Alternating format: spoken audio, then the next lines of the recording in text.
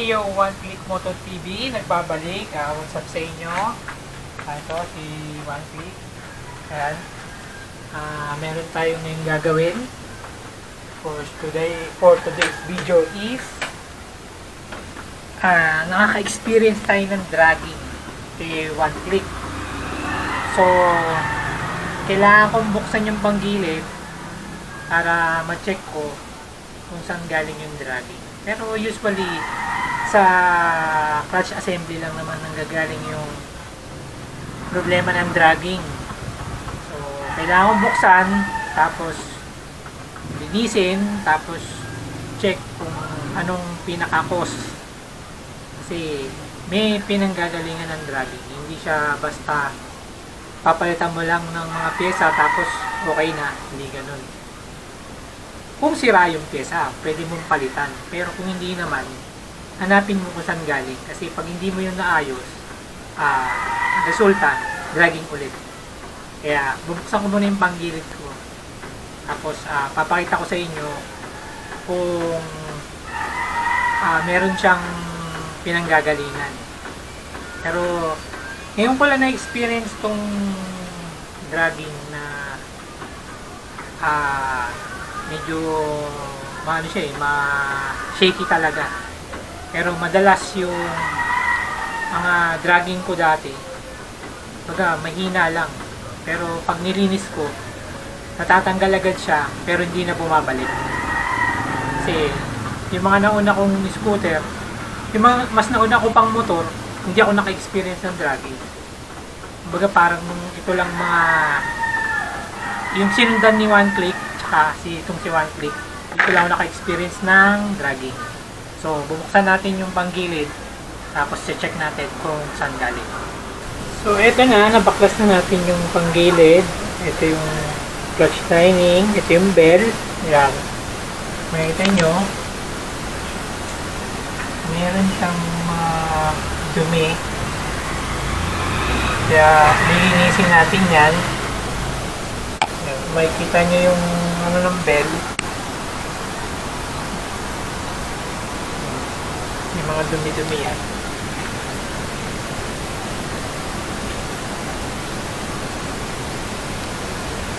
Linisin natin yan. Tapos ito naman yung lining. Yan. Madumi din. Medyo parang madulas. So, lilinisin din natin yan para mawala yung drag.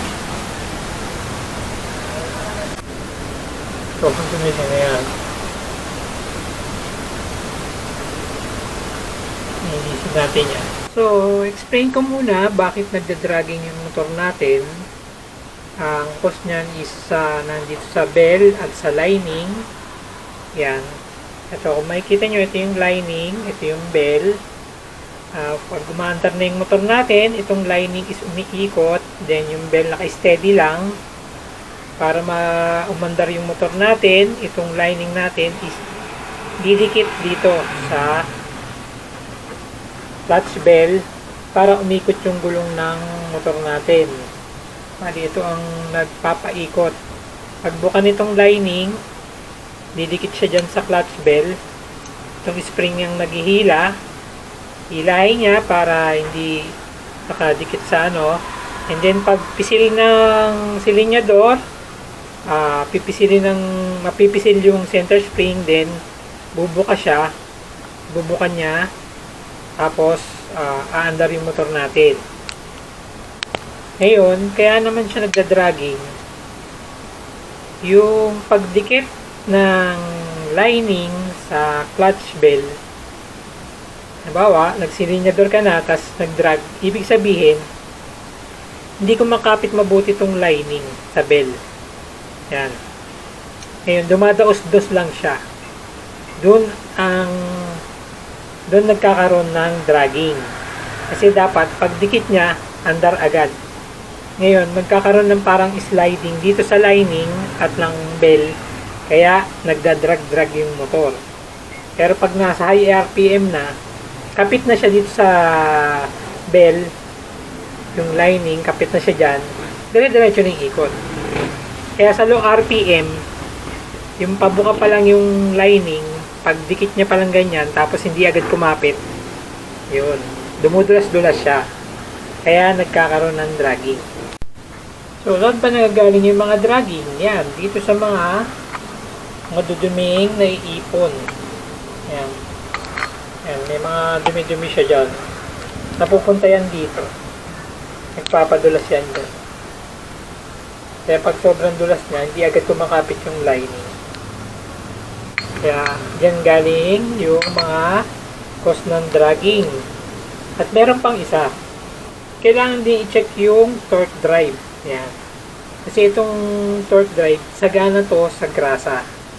Ngayon, pag meron leak ng grasa, yung oil ng katas nung grasa, pag lumabas siya, tumatalsik yun. Ngayon, minsan ang cause nun napupunta sa lining. Yan. Ito, i-check nyo itong oil seal na to.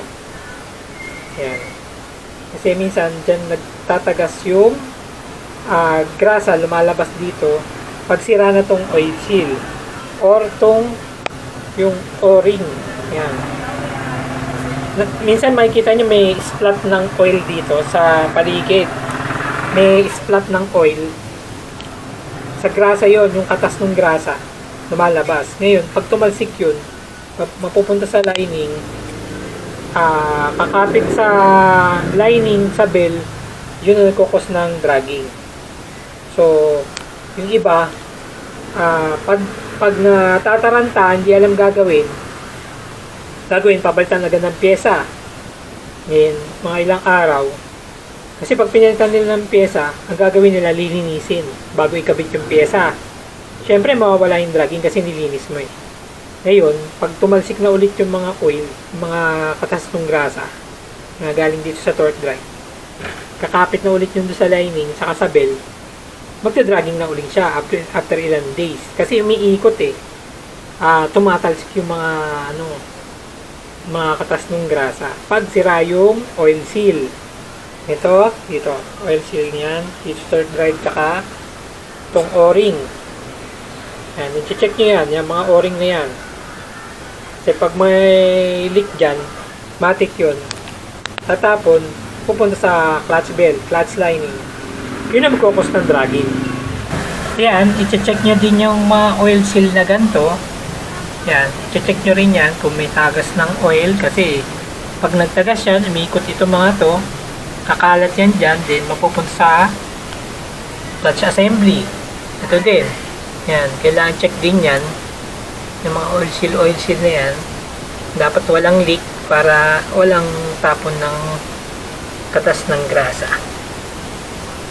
So ito, lilinisin muna natin itong clutch bell, itong mga alisin natin mga dumi, itong sa torque drive, sa lining. Ito, linisin muna natin. Ito yung example ko kanina. Ito yung mga pyesa ko sa Novo ko dati. Ang nga pala, yung iba nagtataka, pagtapos mag CVT cleaning, dragging. Yung iba kasi, pag nag CVT cleaning, gagamitan ng mga sabon, ganyan-ganyan. Tapos, pag sinalpak, hindi na nila pinapagaspang yung lining. Saka itong bell. Kumbaga hindi na nila nililiha. Kasi ako, ang style ko dun dito sa motor ko, pag naglinis ako, pag salpa ko ulit, lilihahin ko muna yan. Pagagaspangin ko, tsaka itong bell, lilihahin ko ng konti yan. Hindi naman lihan-liha. Pero yung pagagaspangin mo lang para kapit ulit yung lining sa bell. Kasi iba, na sobrang linis, ang kinis, ngayon dumudulas siya.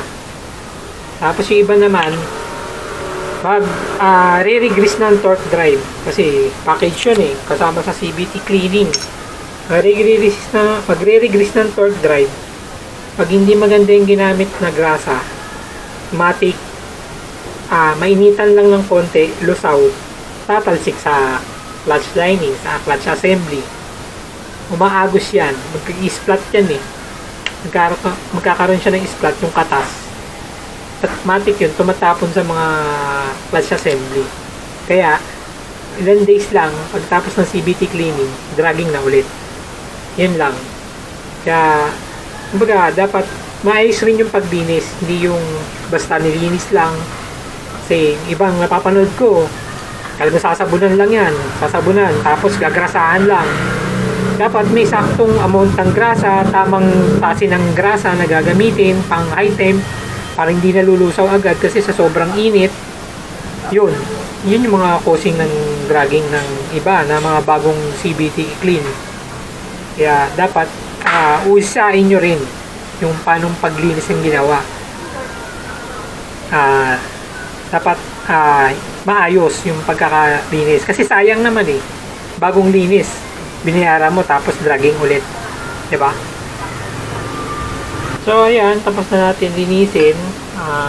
Linis natin yung mga dito tsaka yung likod, tapos itong bell, yan, hinugasan natin ng konti pero hindi natin nilabhan kasi yung iba nilalabhan eh. Maghugas lang tapos linis talaga mabuti. Yan. Yan, ang gagawin natin is magliha tayo dito ng konti tsaka dito sa lining para gumaspang. Para pagsalpak natin ulit, syempre pag magaspang, magkakapit agad. Kasi pangit pagka yung sobrang kinis. Yan.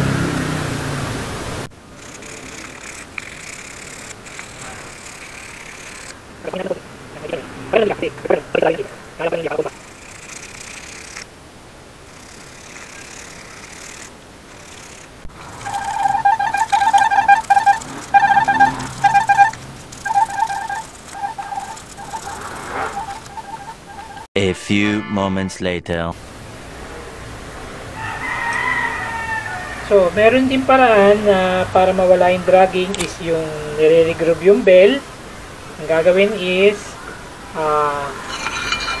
i-machine shop itong gilid, lalagyan ng mga groove para maging responsive. Kakapit agad sa lining. Pagdikit ng lining, kakapit agad sa bell. So ayan, tapos ko nang linisin. Ngayon, sasalpa ko na lang ulit. Tapos, test drive, syempre.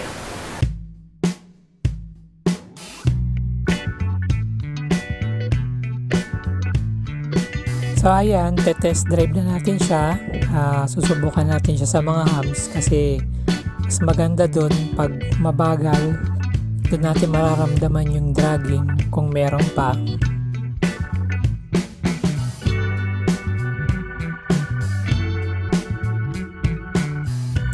So ayan, wala naman ako nararamdaman na dragging.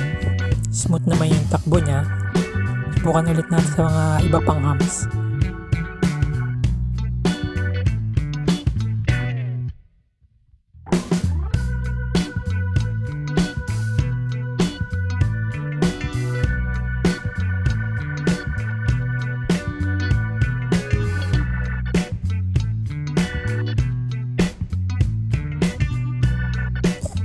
All goods naman, maganda naman yung pagkakalinis natin kaya wala nang dragging.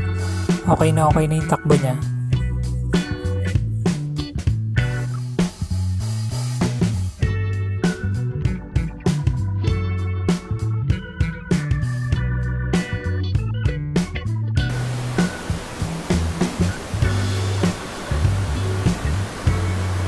So hanggang dito na lang po. Sana po makatulong sa inyo itong aking video. Don't forget to subscribe, like and share. One Click Moto TV. God bless po. Right safe po sa inyong lahat. And bye.